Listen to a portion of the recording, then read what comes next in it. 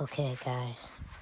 Now, I found this video online of a fox, a mother fox, coming back to get her pups. Okay, this is a red fox here, what we are looking at. Okay, she had her litter underneath a porch, and the wildlife was called to rescue them, and they placed the pups in a box.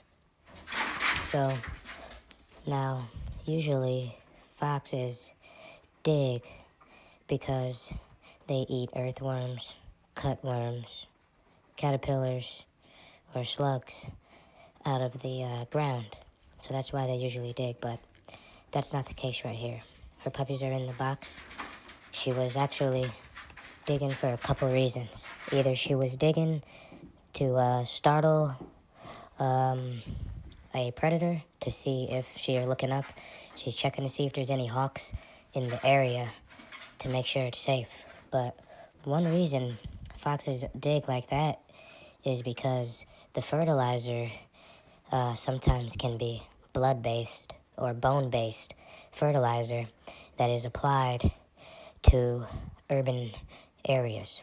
And as you can see, this fox is out in the day in a urban apartment complex, okay? A lot of people think foxes are meant to be out on the countryside, but that isn't always the case. And since like the 1930s, foxes like being in urban areas to get to trash cans. And in this case, since the fox put her babies underneath a porch, it leads me to believe that she is being fed. So they like to have their litters in a safe place, and that's actually a very smart spot to put it if she's getting fed by the local residents at this apartment complex. But what's triggering her to dig, possibly a bone-based fertilizer or a blood-based fertilizer, but on top of that, she's nervous prior to taking her pups because she doesn't know if they've been captured or not. But she can sense they're alive. And there she goes, she grabbed one. It looks like all her pups are gray fox at the moment, but over time, the true color comes out. It doesn't necessarily mean they will remain gray. After it sheds that first coat off, that's when you usually could tell what the fox's pups' colors are going to be. Now, in the 1930s, as I told you, foxes first started to colonize our cities. They did this because gardens are the ideal habitat for them, and they like to go in gardens. Foxes aren't really killers, they're more so scavengers, like wolves. Now, they will kill. Their preys are rabbits. See this broad daylight in the apartment complex? I'm not too sure how early it was, but right now the fox is taking its pup, and she's taking it to a temporary location because the permanent location was under the porch.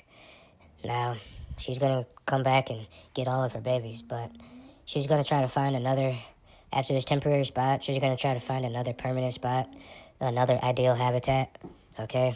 The average litter size is around 5. I'm sure she probably had 5. But the pups, they look healthy. They were in a very safe place, but they're wild animals, and it's not a good place to have your pups there for the people. Just in case the fox becomes rabid, that's probably when you really have to worry about a fox. They're usually scared of us. We could scare a fox off with a whistle or a loud scream. They'll usually run, but if it comes at you, more than likely it's rabid. But that's why it's not good to feed wildlife, because they tend to make home where their food is nearby.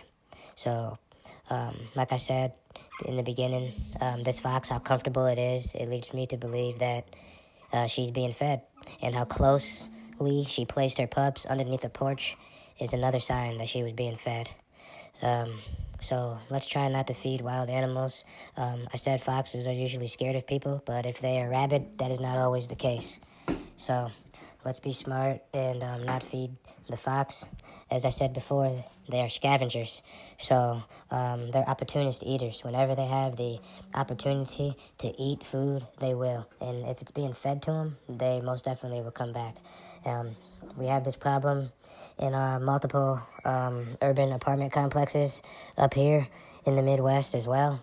The raccoons are scavengers as well, and they usually come out at night, but nowadays these raccoons are 20 pounds heavier, and they are in the dumpsters in the daytime and also are being fed by people. So they're usually afraid of people as well if you make a noise, but if you have a rabid raccoon, then that's another story. So let's try not to feed wildlife.